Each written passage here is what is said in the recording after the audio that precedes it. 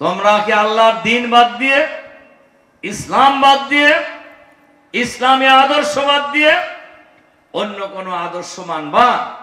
অথচ এই আসমান এবং জমিনের মধ্যে যত সৃষ্টি আছে, ইচ্ছায় হোক অনিচ্ছায় হোক, সবাই আল্লাহর জিকির করছে। সুবহানাল্লাহ। আমাদের এই এলাকার সর্বজন শ্রদ্ধেয় মুরব্বী, অত্র মাদ্রাসার সম্মানিত সভাপতি, আজকের এই মাহফিলের সম্মানিত সভাপতি জনাব আব্দুর রশিদ মাস্টার সাহেব, আজকের এই বরকতময় মাহফিলে প্রধান বক্তা হিসাবে বক্তব্য রাখবেন হযরত মাওলানা মাহমুদুল হাসান ফেরদৌস কুয়াকাটা, খতিব, ঝিলপাড়া জামে মসজিদ, মুগদা, ঢাকা। আজকের এই মাহফিলে ইতিমধ্যেই বক্তব্য রাখছেন। আমি তো আসলে দূর থেকে বুঝতে পারি নাই যে রাকিব বক্তব্য রাখতেছে। অসাধারণ সুন্দর শোনা যাইতেছে বাইরের থেকে। আলহামদুলিল্লাহ বলে। আমরা আসলে ওই নিজের মানুষকে আসলে বুঝতে পারি না, বুঝলেন? মনে হয় যে আরে একসাথেই তো থাকি সারাদিন, তাই না? অসাধারণ এক বক্তব্য রাখতেছিলেন। আমি ওই রাস্তা থেকে রাকিবের বক্তব্য শুনতেছিলাম আর কি। সম্মানিত হযরত উলামায়ে কেরাম, সম্মানিত সুধী মণ্ডলী, যুবক ভাই সব, পর্দার আড়ালের মা ও বোনেরা, এ মাইকের শব্দ যত দূর যায় সেই অঞ্চলের ভাই ও বোনেরা, আসসালামু আলাইকুম ওয়া রাহমাতুল্লাহি ওয়া বারাকাতুহু। আল্লাহ তাআলার দরবারে শুকরিয়া, যিনি মেহেরবানি করে অনুগ্রহ করে আজকের এই বরকতময় মাহফিলে আমরা উপস্থিত হওয়ার সুযোগ পেয়েছি। এজন্য আমরা সকলেই শুকরিয়া আদায় করি আলহামদুলিল্লাহ। আরো জোরে মোহাব্বতের সাথে বলি আলহামদুলিল্লাহ।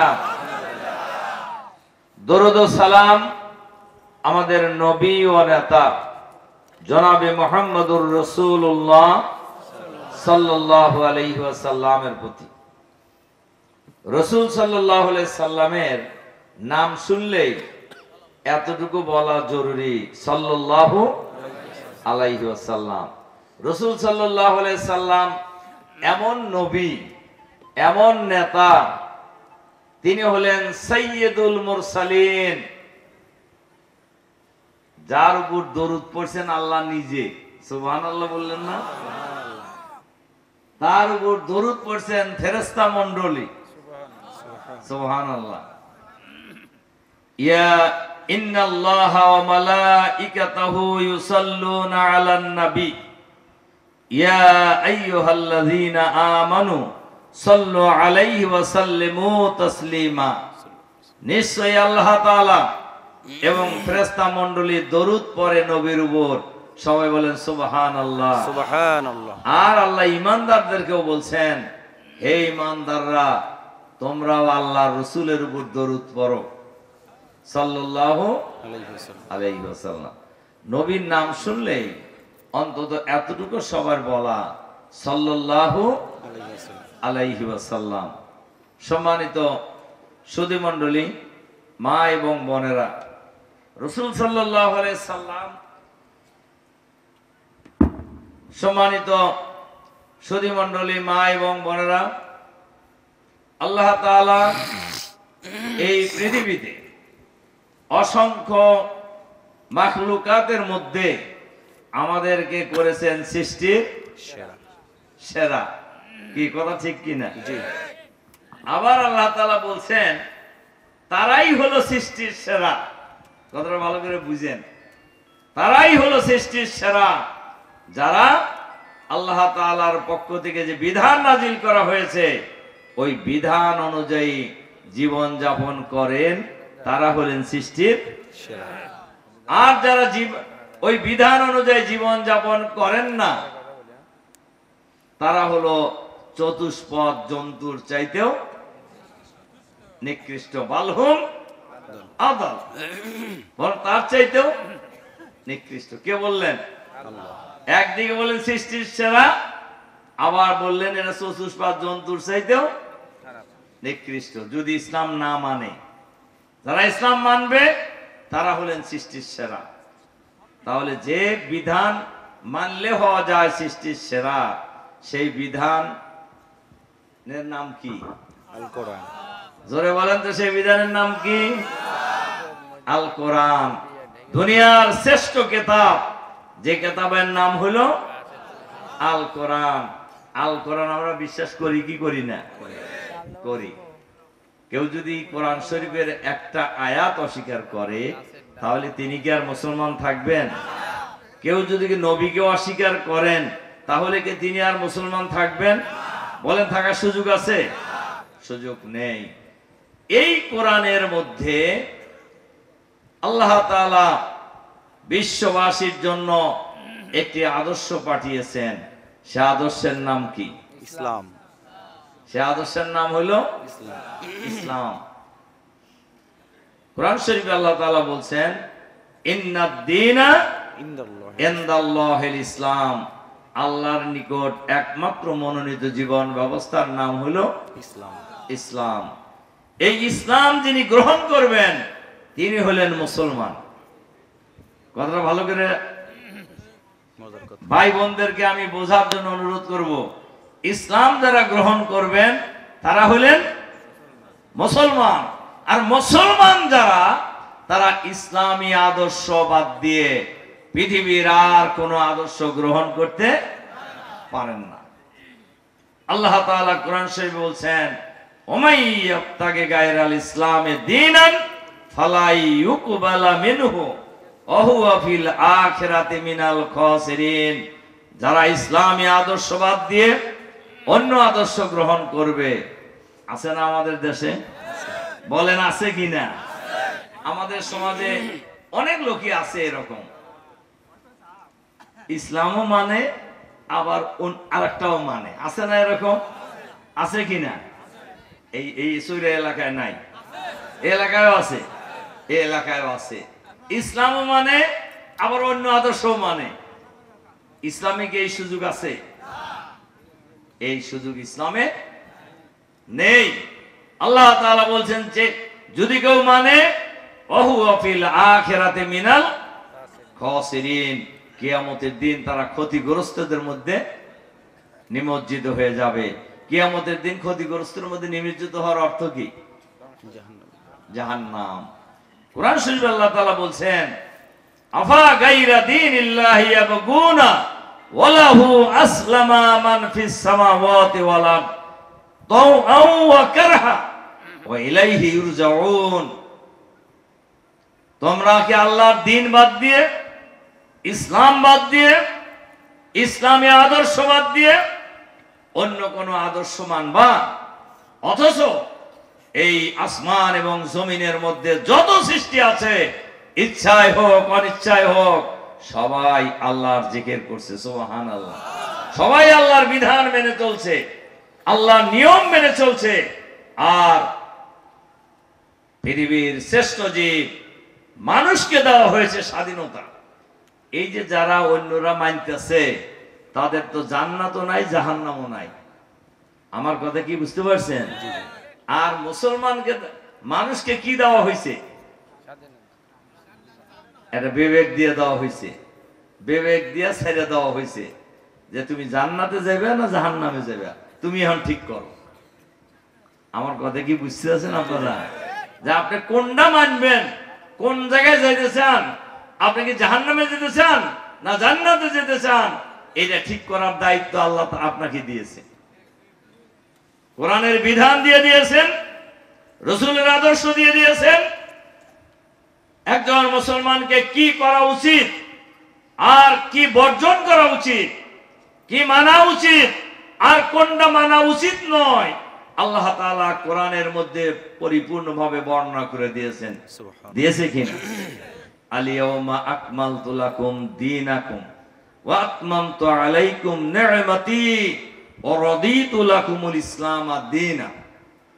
বিদায় হজের ভাষণের সময় আল্লাহ তাআলা মুহাম্মদুর রাসূলুল্লাহ সাল্লাল্লাহু আলাইহি সাল্লামের কাছে যে আয়াত নাযিল করেছেন, আজ থেকে গোটা পৃথিবীর মানুষের জন্য আমি ইসলামকে পরিপূর্ণ জীবন ব্যবস্থা হিসেবে মনোনীত করলাম। সুবহানাল্লাহ। ইসলাম পরিপূর্ণ, এই জায়গায় কোনো অভাব নাই, এই জায়গায় কোনো জিনিসের ঘাটতি নাই। দুর্ভাগা মুসলমানেরা, সেই ইসলাম আমাদের কাছে আছে, সেই কোরআন আমাদের কাছে আছে। আপনি কোরআনও মানেন, ধর্ম নিরপেক্ষতাও মানেন, অন্য আদর্শ মানেন, আবার মুসলমান বলে দাবি করেন। এই অধিকার কি কোন মুসলমানের আছে? না। বলেন আছে কিনা? না। এই অধিকার কোন মুসলমানের নেই। আপনি মানবেন একটা, কোনটা? ইসলাম। একটা, সেটা কি? জোরে আরো চিল্লায় বলেন, সেটা কি? ইসলাম। সেটা হলো ইসলাম। মুসলমানের স্লোগান হওয়া উচিত, ইসলাম যেখানে আমরা আছি সেখানে, ইসলাম নাই যেখানে, যত বড় নেতা নেত্রী হও না কেন, আমরা নাই সেখানে। এই স্লোগান দিতে পারবেন না? এই স্লোগান দিতে হবে সকল মুসলমান ভাই এবং বোনদের। সম্মানিত সুধী মণ্ডলী, ভাই এবং বোনেরা, মানুষের দুনিয়ার জীবনই শেষ জীবন নয়, আরেকটা জীবন আছে না নাই? ওই জীবনে যদি আপনি সফল হন, তাহলে দুনিয়ার জীবনে আপনি সৌভাগ্যবান। কি আমার কথা কি বুঝছেন কি না? আপনি প্রধানমন্ত্রী হইলেন, নেত্রী হইলেন, নেতা হইলেন, এমপি হইলেন, না মন্ত্রী হইলেন, না ইমাম সাহেব হইলেন, না পীর সাহেব হইলেন, আল্লাহ তাআলার কাছে 2 পয়সার দাম নাই। ফামান যুহজিহা আনিন নারে ওয়া উদখিলাল জান্নাহ ফাকাদ ফাজা। যে ব্যক্তি জাহান্নামের ভয়াবহ আযাব থেকে রক্ষা পেয়ে জান্নাতে যেতে পারবেন, তিনি হলেন 100 ভাগ সফল। সুবহানাল্লাহ। তাহলে আমরা যদি জান্নাতে যেতে পারি, তাহলে আমরা কি সফল? আপনি দুনিয়া যা হন হন গা, গেলেন জাহান্নামে, আপনি 100 ভাগ ব্যর্থ। আপনি 100 ভাগ কি ব্যর্থ। কাজেই দুনিয়ায় যারা ভালো কাজ করবে তারা যাবে কোথায়? জান্নাতে। আরো জোরে বলেন, যারা ভালো কাজ করবে তারা কোন? কে কইছে? দেখেন কোরআন শরীফ কি বলছে, কিরামান কাতিবিনা ইয়ালামুনা মা তাফআলুন। তোমরা যা যা করতে চাও, 2 জন সম্মানিত লেখক দ্বয় এটা লিপিবদ্ধ করতেছে। আমাদের দেশে অনেকেই মনে করে কিরামান কাতিবিন মনে হয় 2 জন ফেরেশতার নাম, এটা মনে করে না? কি মনে করে কিনা? জি জি। কিন্তু কথা কিন্তু তা না। কিরামান মানে কি? সম্মানিত। কাতিবিন মানে লেখক। লেখক দ্বয়, যারা লেখে। সম্মানিত লেখকগণ, আমি আপনি সারা দিন কি করছি, নিঃশ্বাস ফেললেও তারা দেখে, জানে কিনা? জি। এরপরে আল্লাহ তাআলা বলছেন, ইন্নাল আবরারা লাফি নাঈম ওয়া ইন্নাল ফুজ্জারা লাফি জাহিম। দুনিয়ায় যারা ভালো কাজ করবে তারা যাবে জান্নাতে, যারা খারাপ কাজ করবে তারা যাবে কোথায়? কে বলছেন এটা? আল্লাহ। এটা কি জামাত ইসলামের কথা? এটা কি কোনো মসজিদ ইমাম সাহেবের কথা? না, কে বলছেন? আল্লাহ। আল্লাহ তাআলা বলছেন। তা আমরা কি সেই জান্নাতে যেতে চাই না? জি। তাহলে জান্নাতে যাওয়ার কাজ কি? দেখেন কোরআন শরীফ কি কইছে, সুবহানাল্লাহ সুবহানাল্লাহ। ইয়া আইয়ুহাল্লাযীনা আমানু, ঈমানদারদেরকে আল্লাহ বলতেছেন, হাল আদুল্লুকুম আলা তিজারাতিন তুনজিকুম মিন আযাবিন আলীম। আমি কি তোমাদেরকে এমন একটা ব্যবসার কথা বলবো না, যে ব্যবসা করলে কিয়ামতের দিন ভয়াবহ জাহান্নামের আযাব থেকে রক্ষা পাওয়া যাবে? এটা থেকে রক্ষা পেতে চাই না আমরা? কারা জাহান্নাম থেকে রক্ষা পেতে চাই? হাত তোলেন তো দেখি। আমরা এখানে, আমার মনে হয় আমাদের মা বোনেরাও হাত তুলছেন। জাহান্নামে কেউ যেবার চায় না। আমাকে একজন বললেন যে ভাই, এখানে যা দেখতেছেন মহিলা প্যান্ডেলে মানুষ আছে এর চাইতে অনেক গুণ অনেক বেশি জায়গা বেশি, জায়গা হচ্ছে জায়গা দিতে পারতেছে না। সম্মানিত ভাই এবং বোনেরা, যে কথা বলতেছিলাম, আমরা জাহান্নাম থেকে বাঁচতে চাই কি না? বাঁচার ফর্মুলা কি দেখেন আল্লাহ কি বলতেছেন, এই কথা বলে আমি কথা শেষ করে দেব। তুমিনুনা বিল্লাহি ওয়া রাসূলিহি, আল্লাহ এবং রাসূলের প্রতি কি করতে হবে? ঈমান আনতে হবে। আমরা ঈমান আনছি না? বলেন আনছি কিনা? কারা কারা ঈমান আনছেন আল্লাহ এবং রাসূলের প্রতি? হাত তোলেন। আল্লাহু আকবার।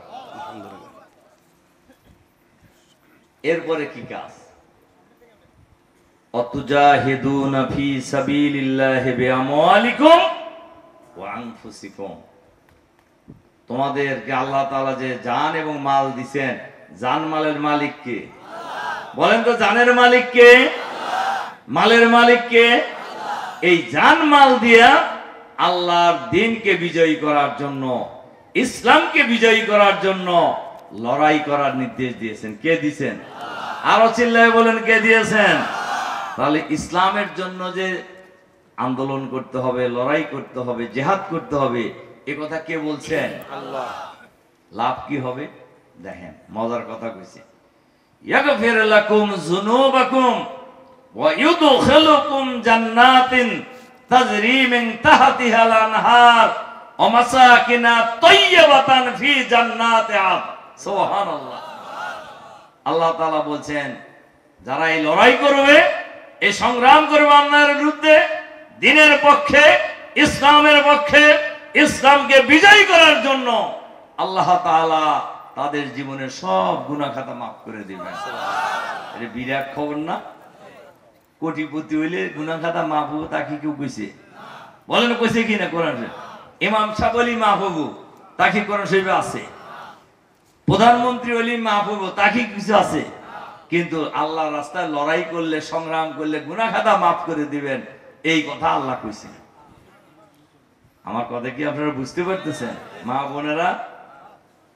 আর কি করবেন? এমন জান্নাতে প্রবেশ করাবেন, খালি মাফ করে দেই শেষ করবে না, এমন জান্নাতে প্রবেশ করাবেন যে জান্নাতের নিচ দিয়া কি হয়? ঝর্ণা দ্বারা প্রবাহিত হইতে থাকে। এমন জান্নাতে তাদেরকে প্রবেশ করাবেন, জান্নাতে আদ, স্থায়ী জান্নাত। এই জায়গায় গেলে আর কেউ বের হইব না। এই জায়গায় গেলে কেউ বের হতে চায়? বলেন চায় কিনা? ইন্না আসহাবাল জান্নাতি ফি শুগুলিন ফাকিহুন। ওই দিন যারা জান্নাতি হবে, ঈমানদার হবে, তারা সুখ শান্তিতে উৎফুল্ল হয়ে থাকবে। সুবহানাল্লাহ। হুম ওয়াজওয়াজুহুম ফি জিলালিন আলাল আরাইকি মুত্তাকিউন। শুধু তারা যাইব না, তাদের স্ত্রীরাও যাইব, বউরাও যাইব। সুবহানাল্লাহ বললেন না? এটা চান না? এখানে যারা আছেন তাদের স্ত্রীরাও আপনাদের সাথে জান্নাতে যায়, চান না? আমাদের মা বোনেরাও চায় নিশ্চয় তার স্বামীরা সহ জান্নাতে যায়। কি চাই কিনা? আল্লাহ তাআলা বলছেন, খালি পুরুষ যাবে না, মহিলারাও যাবে, স্ত্রীরা যাবে, স্বামী যাবে, স্ত্রীরাও যাবে। এবং শুধু যাবে না, কি করবে? তারা রেশমের কাপড় পরে উঁচু উঁচু আসনে সামনাসামনি হেলান দিয়ে বসবে। সুবহানাল্লাহ বললেন না একবার? লাহুম ফিহা ফাকিহাতু ওয়া লাহুম মা ইয়াদউন। সেখানে থাকবে নানান জাতীয় ফলমূল। সুবহানাল্লাহ। শুধু তাই নয়, যখন যা মন চাইবে সামনে হাজির হয়ে যাবে। এরকম জান্নাত আমরা চাই না? জি। বলেন চাই কিনা? চাই। আচ্ছা বলেন তো দেখি, এই যে আল্লাহর রাস্তায় কাজ করার জন্য যে বলা হইলো, আমি আপনাদের জিজ্ঞাসা করি, আমাদের মালিক কে? আল্লাহ। এই জমিনের মালিক কে? আসমানের মালিক কে? এই পৃথিবীর মালিক কে? এখানে আইন চলা উচিত কার? আল্লাহ। বুঝা কইতেছেন না? না বুঝা কইতেছেন? আমি কিন্তু ভাইদের না, বোনদেরও বলতেছি, এটা সবাইকে বলতেছি, কার আইন চলা উচিত? আল্লাহ। আল্লাহর আইন। এই পৃথিবীর মালিক আল্লাহ, আমাদের মালিক আল্লাহ, এই জমিনের মালিক আল্লাহ, এই দেশের মালিক আল্লাহ।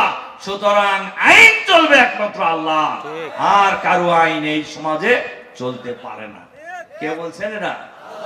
আল্লাহ তাআলা বলছেন, সুতরাং এই দেশে আল্লাহর আইন চালু হয়ে যাক, এটা আপনারা চান না? ইসলাম প্রতিষ্ঠা হয়ে যাক, চান না? কারা কারা চান হাত তোলেন তো দেখি। আমরা সবাই চাই এই দেশে, হ্যাঁ স্লোগান বন্ধ করেন, আমরা চাই এই দেশে কোরআনের সমাজ চালু হোক। এখন দেখবেন বাংলাদেশে কিন্তু একটা আওয়াজ উঠে গেছে, ইসলামের পক্ষে একটা আওয়াজ উঠছে না? অফিসে, আদালতে, গ্রামে গঞ্জে, বন্দরে, নগরে, চাষ করে, সব জায়গায় দেখবেন আলোচনা ইসলামের পক্ষে। কি ঠিক কিনা বলে? সব আমরা দেখা হয়ে গেছে আর কি। এবারে আমরা একটু ইসলাম আলাগারে দেখবো, বলে নাই যে বলেন কিনা? তখন কেউ কেউ বলতেছে, এটা বলে শেষ করে দিতেছি, তখন বলতেছে যে ঠিক আছে, কথা তো ভালোই বলে, কিন্তু জামাত যদি ক্ষমতায় যায়, ইসলামী রাষ্ট্র যদি হয়, মহিলাদের একদম ঘরের মধ্যে আটকায় ফেলে একদম কালো বোরকা পরায় বসা রাখে। কি কয় না?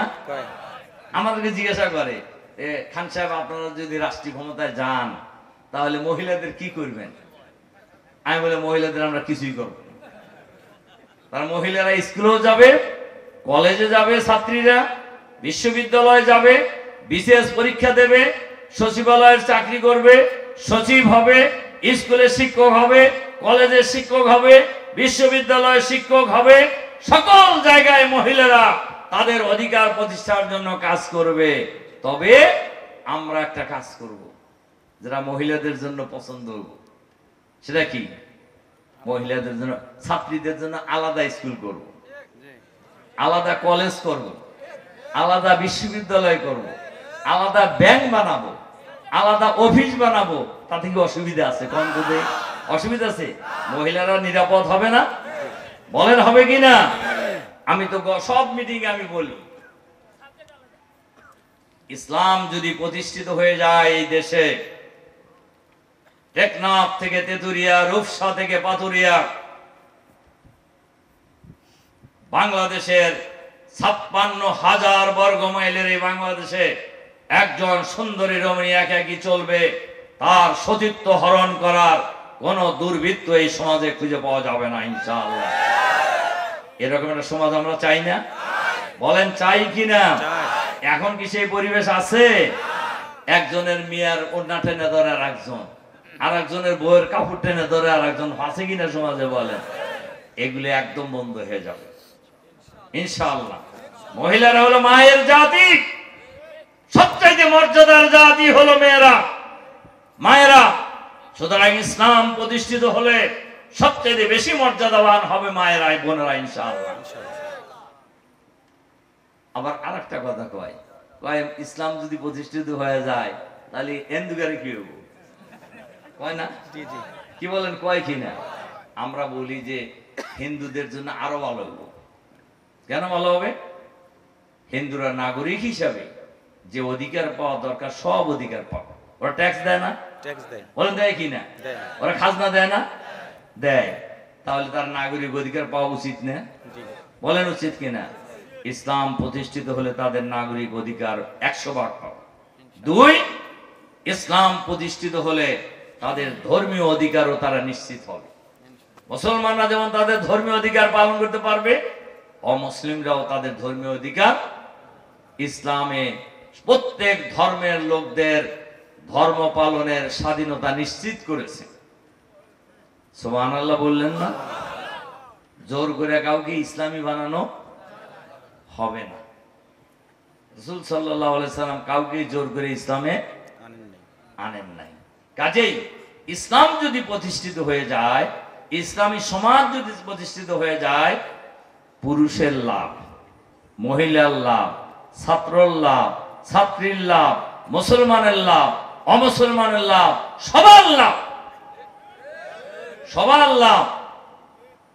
এরকম একটি ব্যবস্থা এই দেশে হোক। আপনারা চান না? বলেন চান কিনা? আচ্ছা, মনে করেন যে আমরা একটা সন্ত্রাস মুক্ত দেশ চাই, চাই না? সন্ত্রাস মুক্ত দেশ চাইতে হলে তো সন্ত্রাস মুক্ত নেতা লাগবে, লাগবে না? আপনার চাঁদাবাজ মুক্ত দেশ চান, যারা চান্দা তোলে হেরা চাঁদাবাজ মুক্ত দেশ বানাতে পারবো? বলেন পারবো কিনা? যারা দখল করে মানুষের জায়গা, তারা কি দখল মুক্ত বাংলাদেশ গড়তে পারবে? যারা নিজেরা দুর্নীতি করে তারা কি দুর্নীতি মুক্ত বাংলাদেশ বানাইতে পারবে? সন্ত্রাস মুক্ত দেশ বানাইতে হলে সন্ত্রাস মুক্ত নেতা লাগবে, চাঁদাবাজ মুক্ত দেশ বানাইতে হলে চাঁদাবাজ মুক্ত নেতা লাগবে। যদি দুর্নীতি মুক্ত নেতা, দুর্নীতি মুক্ত দেশ বানাইতে চান তাহলে দুর্নীতি মুক্ত নেতা লাগবে। কি লাগবে কিনা বলে? ইসলাম ছাড়া কি দুর্নীতি মুক্ত নেতা পাওয়া যাবে? ইসলাম ছাড়া কি সন্ত্রাস মুক্ত নেতা পাওয়া যাবে? পাওয়া যাবে না। এই জন্য ইসলাম যদি আপনি মানেন, দুনিয়ায়ও শান্তি, আখেরাতেও মুক্তি। আবারও বলেন, ইসলাম মানলে দুনিয়ায় শান্তি, আখেরাতে তো বলেন তো, এই দুই জগতের শান্তি আর মুক্তি চায় না কোন ব্যাকুব? বলেন তো দেখি, সবাই চাইবে না? বলেন চাইবে কিনা? আমরা যারা আজকে উপস্থিত আছি, মাই ভাই এবং বোনেরা, আমরা চাই তো সবাই, তাই না? এই কথাগুলি আমরা মানুষের কাছে বলে পৌঁছে দিতে পারি না? আজকের এই মাহফিল থেকে যাওয়ার পরেই বাড়িতে যা বলবেন, চা স্টলে বসলে বলবেন, আত্মীয় স্বজনের বাড়িতে গেলে বলবেন, হাটে গেলে বলবেন, বাজারে গেলে বলবেন, যেখানে যাবেন সেখানে ইসলামের পক্ষে বলবেন ইনশাআল্লাহ। কারা কারা রাজি আছেন? যেখানে যাবেন ইসলামের পক্ষে বলবেন। ইসলাম আছে যেখানে আমরা আছি সেখানে, ইসলাম নাই যেখানে আমরা নাই সেখানে। কি কথা ঠিক আছে? এটা কি এই মাহফিলতে যে আবার ভুলে যাবেন নাকি? বলেন, ভুলে যাবেন নাকি? ভুলে গেলে আর আমাদের আর কি করার আছে? আপনার কপাল আপনি খেবেন। কি ঠিক আছে কি না? সম্মানিত সতী মণ্ডলী, ভাই এবং বন্ধুগণ, পর্দার আড়ালের মা ও বোনেরা, কাজে আসুন আমরা ইসলামকে ভালোভাবে আঁকড়ে ধরি। কি ইসলামকে কি করি? আল্লাহ তাআলা বলছেন, আমাইয়াতাসিম বিল্লাহ ফাকাদ হুদিয়া ইলা সিরাতিম মুস্তাকিম। যারা ইসলামের রজ্জুকে দৃঢ়ভাবে আঁকড়ে ধরবে, আল্লাহ তাআলা তাদেরকে সঠিক রাস্তা দেখাবেন। সুবহানাল্লাহ। সঠিক রাস্তা আমরা পাইতে চাই না? কি বলেন, পাইতে চাই কিনা? কাজেই আমাদের ঐক্যবদ্ধ থাকতে হবে। ঐক্যবদ্ধ হওয়ার কথা কে বলছেন? আল্লাহ। ওয়াতাসিমু বিহাবলিল্লাহি জামিআ ওয়ালা তাফাররাকু। তোমরা আল্লাহর দ্বীনের রজ্জুকে দৃঢ় ঐক্যবদ্ধভাবে আঁকড়ে ধরো, পরস্পর বিচ্ছিন্ন হয়ো না। কে বলছেন? আল্লাহ। তাহলে ঐক্যবদ্ধ থাকার কথা কে বললেন? আল্লাহ। আমরা ঐক্যবদ্ধ থাকবো যেখানেই যাবে। মুসলমান, রাসূল সাল্লাল্লাহু আলাইহি সাল্লামের নির্দেশ, তিনজন মুসলমান জঙ্গলেও যদি যায়, এই তিনজনের মধ্যে একজনকে কি বানাইতে হবে? আরো জোরে বলেন, একজনকে কি বানাইতে হবে? নেতা বানাইতে হবে। মুসলমানরা একা একই থাকতে পারবে না। রাসূল সাল্লাল্লাহু আলাইহি সাল্লাম বলছেন যে ওই বকরির পাল থেকে যদি একটা বকরি যদি বিচ্ছিন্ন হয়ে যায়, যত সহজে তাকে বাঘ ধরতে পারে, পাল ধরে থাকলে কি অত সহজে ধরতে পারবে? বলেন, ধরতে পারবে? পারবে না। কাজেই মুসলমানরা একা একই থাকলে শয়তান তার পিছনে লাগে। এজন্য আমরা সবাই ঐক্যবদ্ধভাবে থাকবো। আমাদের এই অঞ্চলের সকল মানুষের কাছেই আমরা ইসলামের দাওয়াত পৌঁছে দেবো ইনশাআল্লাহ। ইনশাআল্লাহ। রাজি আছেন আপনারা? ইনশাআল্লাহ। আল্লাহ তাআলা আমাদেরকে সেই কাজ করার তৌফিক দান করুন। এবং ভাই বোনদের কাছে আমি দোয়া চাই, আমার জন্য দোয়া করবেন, এই দেশের জন্য দোয়া করবেন। এই দেশটা যেন আমরা আগামী দিনে একটি ইসলামী দেশে পরিণত করতে পারি ইনশাআল্লাহ। এই দেশকে যেন আমরা আগামী দিনে ইসলামী রাষ্ট্রে পরিণত করতে পারি। আল্লাহ তাআলা আপনাদেরকে, আমাদের সবাইকে তৌফিক দান করুন। আর আমি আপনাদের জন্য দোয়া করি, আপনাদের পরিবারের জন্য দোয়া করি, আল্লাহ তাআলা যেন আমাদেরকে দুনিয়ায় শান্তি এবং আখেরাতে মুক্তির জন্য ইসলামকে দৃঢ়ভাবে আঁকড়ে ধরতে পারি। আল্লাহ তাআলা আমাদের মাফ করুন, আমাদের পিতামাতাদের মাফ করে দিন। আমাদের পিতামাতা যারা দুনিয়া থেকে চলে গেছেন, আল্লাহ তাআলা তাদের কবরকে নূর দিয়ে ভরে দিন, তাদেরকে জান্নাতুল ফেরদাউস দান করুন। আর আমরা আমাদের পিতামাতা সহ ভাই বোন মা, আমরা সবাই যারা জীবিত আছি, আমরা জীবনের শেষ মুহূর্ত পর্যন্ত ইসলামের পক্ষে থাকবো ইনশাআল্লাহ। আর 5 ওয়াক্ত নামাজ পড়ার ক্ষেত্রে কোনো কার্পণ্য, নামাজ আমরা কামাই দেব না। কি ঠিক আছে কিনা? নামাজ পড়া কার কাম? আল্লাহর নির্দেশ। নিজে যদি নামাজ না পড়েন, আল্লাহ কেমন জোর করে গাছ ধরে নামাজ পড়াইব? নামাজ পড়লে লাভ কার হইব? আমাদেরই হবে। পাঁচ ওয়াক্ত নামাজ যাতে আমরা নিয়মিত আদায় করতে পারি, আল্লাহ তাআলা আমাদেরকে সে তৌফিক দান করুন। এই কথা বলেই আবারও আপনাদের প্রতি আন্তরিক সালাম এবং মোবারকবাদ জানিয়ে আমার কথা শেষ করছি। সুবহানাকাল্লাহুম্মা বিহামদিক আশহাদু আল্লা ইলাহা ইল্লা আনতা আস্তাগফিরুকা ওয়া আতুবু ইলাইক। আসসালামু আলাইকুম ওয়া রাহমাতুল্লাহি